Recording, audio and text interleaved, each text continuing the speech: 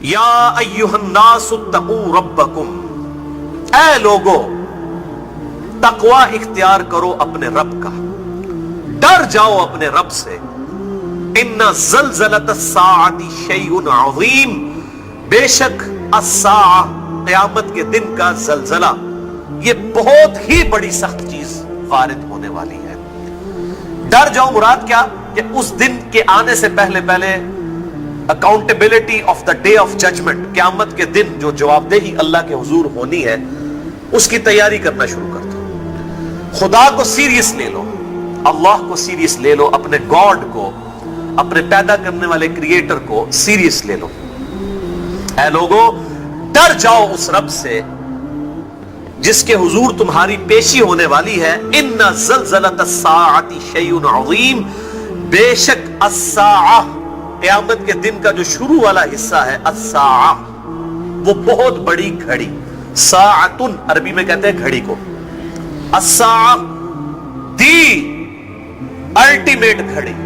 وہ جو خاص وقت آنے والا ہے، قیامت کے دن کا شروع کا حصہ الساعہ شیء عظیم، وہ بہت بڑی سخت شے ہے۔ یوم ترونہا، اور اس کی جھلکی یہ ہے یوم ترونہا، اس دن تم دیکھو گے، تذہل کل مرضعۃ ام ارضعت، کہ ہر دودھ پلانے والی اپنے اس بچے سے بھی غافل ہو جائے گی جس کو وہ دودھ پلا رہی ہوگی۔ یعنی جب قیامت قائم ہونا شروع ہوگی، الساعہ کی گھڑی آئے گی، دنیا میں ظاہر ہے کروڑوں اربوں لوگ اس وقت بھی آباد ہوں گے۔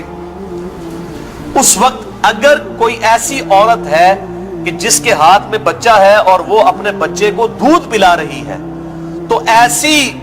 ہیبت طاری ہوگی قیامت کے دن کی اللہ تعالیٰ کی طرف سے کہ وہ اپنے دودھ پلانے والے بچے کو بھول جائے گی، اسے اپنی جان کی فکر پڑ جائے گی۔ وَتَضَعُ كُلُّ ذَاتِ حَمْلٍ حَمْلَهَا، اور ہر حاملہ اپنے حمل کو بھی گرا دے گی، یعنی اسے ہوش ہی نہیں رہے گی۔ ایسی غم کی کیفیت طاری ہوگی کہ اگر کوئی پریگنٹ ہے، چاہے کوئی عورت ہے، چاہے کوئی بھی جاندار ہے، جانداروں میں سے بھی، اس کا حمل ضائع ہو جائے گا، پریگنینسی ضائع ہو جائے گی خوف کے مارے۔ وَتَرَى النَّاسُ سُكَارَى، اور تم دیکھو گے کہ لوگ جو ہیں وہ نشے کی حالت میں ہیں، یعنی یہ جیسے کسی نے شراب پی ہوئی ہوتی ہے نا، آپ کو پتا بدمست، اسے ہوش ہی نہیں ہوتی، جس کو ہم کہتے ہیں ٹن ہو جاتا ہے بندہ، اس طریقے سے ہوش ماری جائے گی اس دن، یعنی انسان کو ہوش ہی نہیں ہوگی اس نے کدھر جانا ہے، پاگلوں کی طرح۔ اور نشہ آور چیز کسی کو کھلا دی جائے جس سے بندے کو ہوش نہیں ہوتی نا، یعنی اس قدر غم طاری ہوگا، جو سورۃ المزمل میں بھی آیا ہے کہ قیامت کا دن ایسا ہولناک ہے کہ بچوں کو بوڑھا کر دے، بچے غم کے مارے بوڑھے ہو جائیں، ان کے بال سفید ہو جائیں، ایسا وہ سخت دن اس دن وارد ہوگا، ایسی صورتحال ہوگی۔ وَتَرَى النَّاسُ سُكَارَى، اس دن تم دیکھو گے کہ لوگ نشے میں ہیں، وَمَا هُمْ بِسُكَارَى، لیکن وہ نشے میں نہیں ہوں گے، وَلَكِنَّ عَذَابَ اللَّهِ شَدِيدٌ،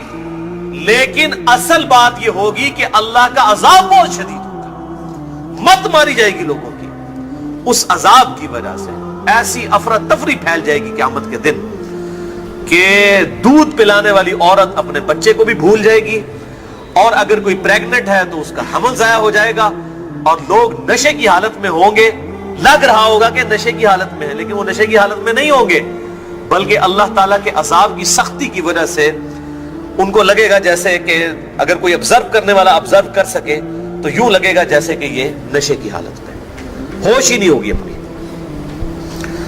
اللہم اجرنا من النار، اللہم اجرنا من النار، اللہم اجرنا من النار۔ اللہ تعالیٰ اس سخت دن کی سختی سے بچائے۔ تو یہ تو آغاز ہوگا اس سختی کا،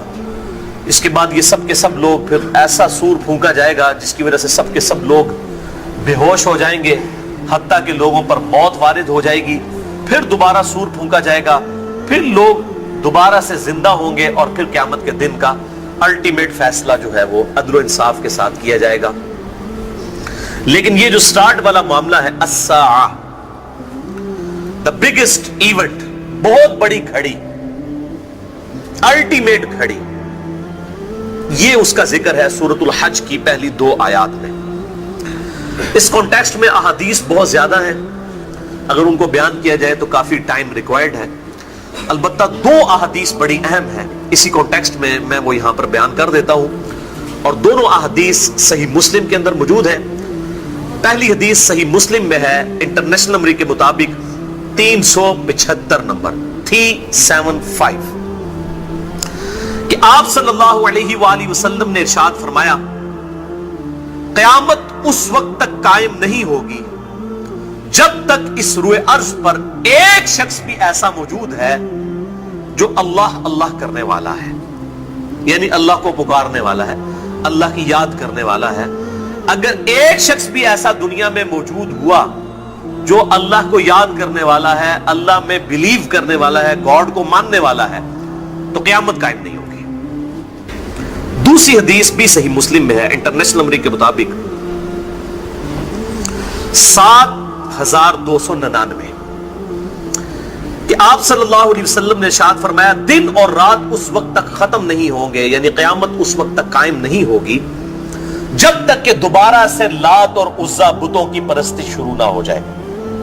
یعنی جس طرح مکہ مدینے میں لات اور منات کی عزا کی پوجا کی جاتی تھی نا آپ صلی اللہ علیہ وآلہ وسلم کی بعثت سے پہلے، قیامت سے جسٹ پہلے دوبارہ سے پوجا شروع ہو جائے گی. اور یہ سارے معاملات حضرت عیسیٰ علیہ السلام کے خلافت راشدہ قائم کرنے اور ان کے وفات کے بعد کے معاملات ہیں، یہ ہو جائے گا. اور پھر آپ صلی اللہ علیہ وسلم نے جب یہ بات کہی تو اما عائشہ رضی اللہ تعالیٰ عنہ کہتی ہیں کہ میں نے اللہ کے محبوب صلی اللہ علیہ وسلم سے پوچھا کہ اللہ کے محبوب صلی اللہ علیہ وسلم میں نے تو کبھی سوچا بھی نہیں تھا کہ ایسا ہوگا، کیونکہ میں نے تو قرآن میں پڑھا تھا هو الذی ارسل رسولہ بالہدی ودین الحق لیظہرہ علی الدین کلہ ولو کرہ المشرکون. وہی اللہ ہے جس نے اپنے محبوب صلی اللہ علیہ وسلم کو دین حق کے ساتھ مبعوث کیا، قرآن کے ساتھ مبعوث کیا، الہدا کے ساتھ، تاکہ اس دین کو سارے ادیان پر غالب کر دے، چاہے کافر اس کا برا مان جائے. تو اس آیت کے تحت تو میں سمجھتی تھی کہ یہ دین تو ہمیشہ کے لیے غالب ہو جائے گا. آپ صلی اللہ علیہ وسلم نے ارشاد فرمایا کہ دین غالب ہوگا، لیکن جیسا اللہ تعالیٰ چاہے گا، جتنی دیر کے لیے چاہے گا، لیکن الٹیمیٹلی یہی معاملات ہونے والے ہیں. پھر آپ صلی اللہ علیہ وسلم نے فرمایا کہ قرب قیامت سے پہلے ایک خوشبودار ہوا چلے گی پوری دنیا میں، جہاں کہیں بھی مسلمان موجود ہوں گے، اور کوئی ایسا مسلمان ہوگا کہ جس کے دل میں رائی کے دانے کے برابر بھی ایمان ہوگا، اس تک بھی وہ ہوا پہنچے گی، اور اس ہوا کی وجہ سے اس کی روح قبض کر لی جائے گی. صرف کافر دنیا میں رہ جائیں گے. اب وہ جو حدیث تھی نا کہ جب تک دنیا میں ایک بھی اللہ اللہ کہنے والا ہے، اس کی ایکسپلینیشن یہاں پر ہو گئی کہ اس سے مراد تھا مسلمان، ورنہ اللہ اللہ تو کافر بھی کہہ رہا ہوتا ہے کسی نہ کسی درجے میں. اس سے مراد مسلمان، اللہ کو ماننے والا. ہوا چلے گی اور سب کی روح قبض کر لی جائے گی، اور پھر صرف دنیا میں کافر رہ جائیں گے، اور انہی پر قیامت قائم ہو.